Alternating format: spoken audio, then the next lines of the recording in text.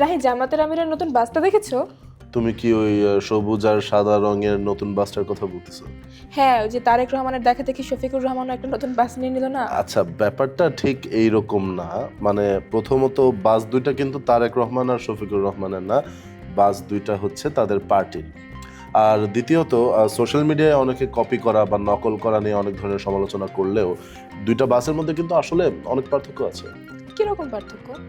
এই যে ধরো আগে বিএনপিটার কথা বলি, দলের চেয়ারম্যান তারেক রহমান ফেরার পর তাকে যে লাল সবুজ রঙের বাসটায় চলাফেরা করতে দেখা গেছে, ওইটা হচ্ছে মূলত হিনো মেলফা মডেলের একটা ট্যুরিস্ট কোচ। টুরিস্ট কোচ মানে পর্যটকদের গাড়ি? হ্যাঁ, জাপানে এই মডেলের বাস মূলত ব্যবহার করা হয় কর্পোরেট ট্রাভেল, তারপর হোটেল শাটেল, তারপর ছোট ছোট দল নিয়ে ভ্রমণ করার জন্য। তবে বিএনপি তারেক রহমানের জন্য যে বাসটা এনেছে ওটার মধ্যে তার নিরাপত্তার জন্য মোটা শক্তিশালী বুলেট প্রুফ কাচ বাদেও আরো অনেক ধরনের সরঞ্জাম আছে। তাহলে এটা আনানো হয়েছে মূলত তারেক রহমানের নিরাপত্তার জন্য?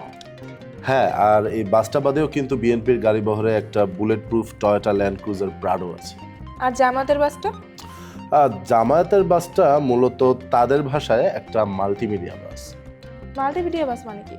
মানে এই বাসটায় স্ক্রিন, তারপর সাউন্ড সিস্টেম আর অডিও আর ভিডিও বার্তা পাঠানোর মতো সব ধরনের সরঞ্জাম আছে। এটা মূলত হিউন্ডাইয়ের একটা মডেল, যেটা অনেক লম্বা দূরত্বে আরামদায়কভাবে যাত্রা করার জন্য ব্যবহার করা হয়।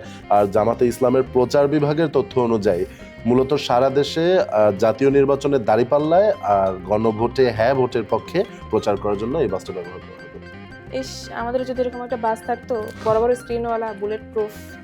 সকালে অফিসে আসলাম সিএনজি দিয়ে, আর তুমি আসো বুলেট প্রুফ বাসের আলাদা।